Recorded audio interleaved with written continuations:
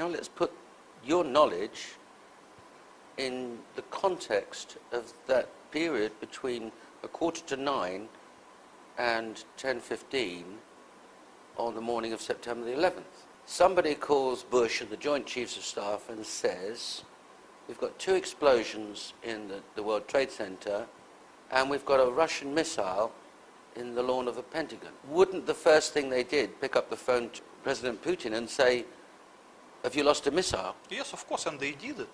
As you can review the timetable of September 11 events very carefully, you will see that there were telephone conversations between Putin and Condoleezza Rice. Putin also tried to talk to Bush, but Bush was in the plane, so he was not available for conversation. Okay, so let's put it in context.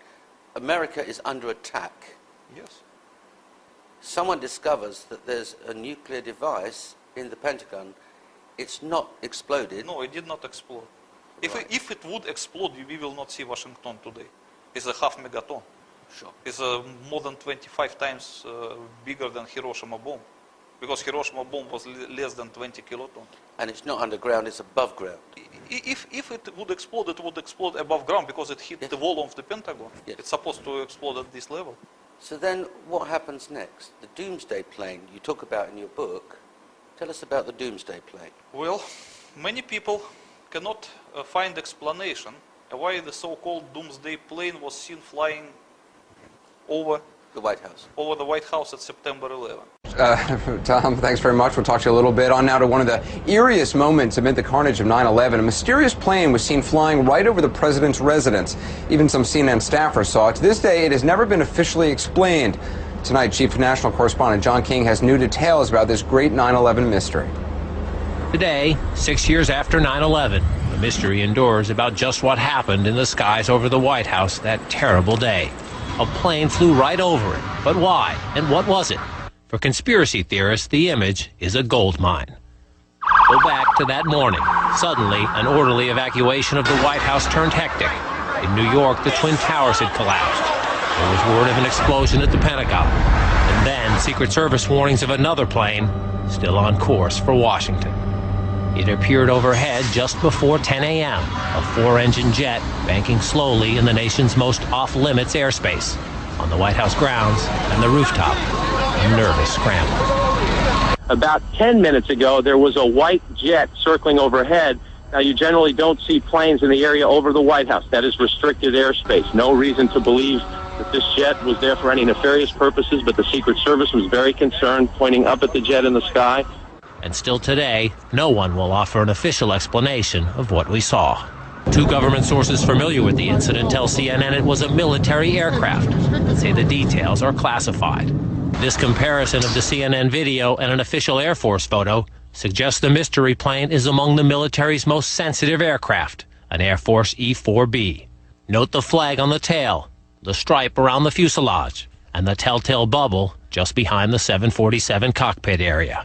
There are many commercial versions of the 747, obviously, that look similar, but I don't know any of them that have the communications pod like the E-4, the Air Force E-4 does behind the cockpit. The E-4B is a state-of-the-art flying command post, built and equipped for one reason, to keep the government running no matter what, even in the event of a nuclear war.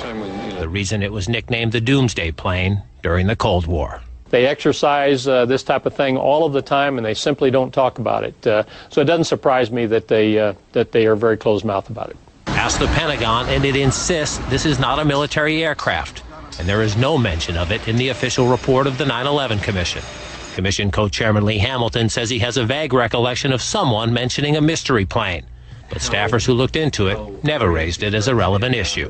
When you're conducting a major investigation, you get thousands of things that come at you. You can't possibly sort through them all.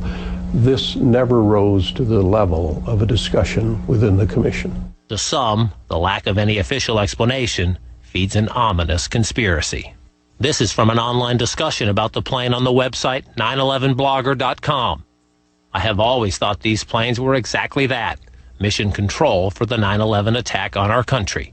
9/11 Commission co-chairman Hamilton calls such talk ludicrous. We, of course, heard the conspiracy theories about the president ordered the attack and the Defense Department was involved. We saw absolutely no evidence of that. But 6 years later, the Pentagon, the Secret Service, and the FAA all say they, at least for public consumption, have no explanation of the giant plane over the president's house, just as the smoke began to rise across the river at the Pentagon.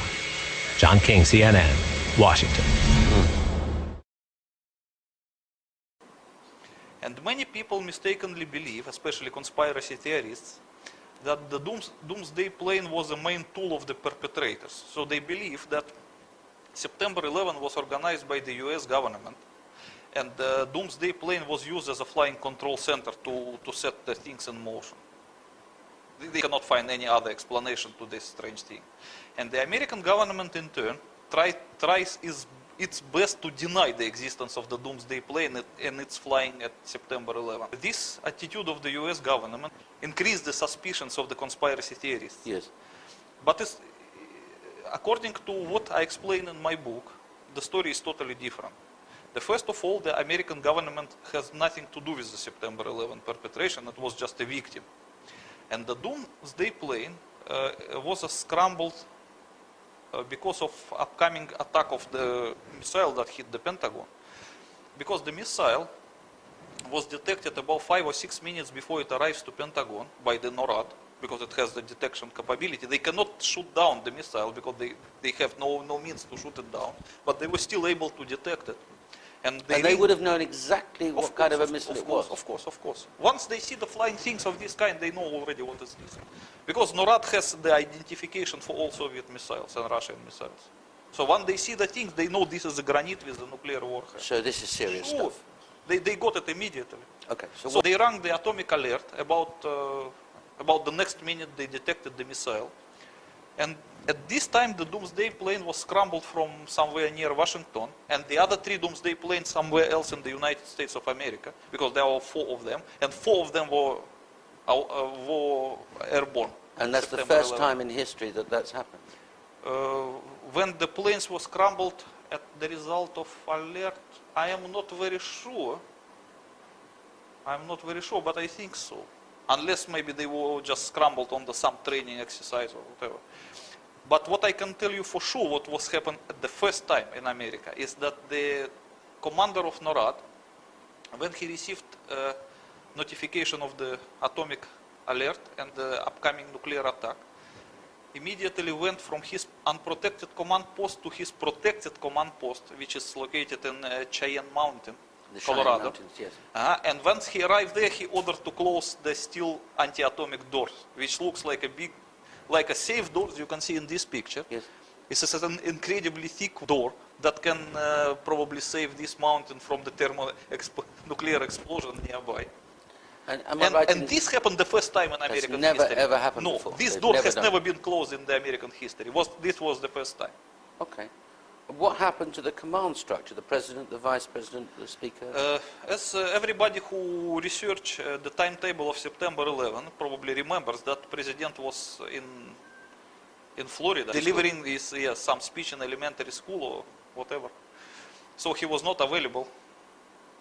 But the vice president, who was in the White House along with the Secretary of State Condoleezza Rice, were immediately taken by the guards to the anti-atomic bunker under the White House. And this is publicly available information. You can see it at the officially published timetable. And no one can explain why they should drag this person to the anti-atomic bunker. And the speaker is locked away. He's the third in line to the presidency. Excuse me? The Speaker of the House. The Speaker of the House was not dragged into anti-atomic bunker as fast as Cheney. Vice President Cheney and Condoleezza Rice, but he was also ordered by the same guards to be urgently relocated to some other bunker outside of that area. Because according to the American contingency plans, they cannot keep all the top figures in the one place. They have to separate them into different places. But as you look at the timetable, he would have no chance. Because the time they were trying to take him out, the granite already hit the wall of the Pentagon. It's supposed to produce a nuclear explosion. So probably only Cheney and Condoleezza Rice have chance to survive.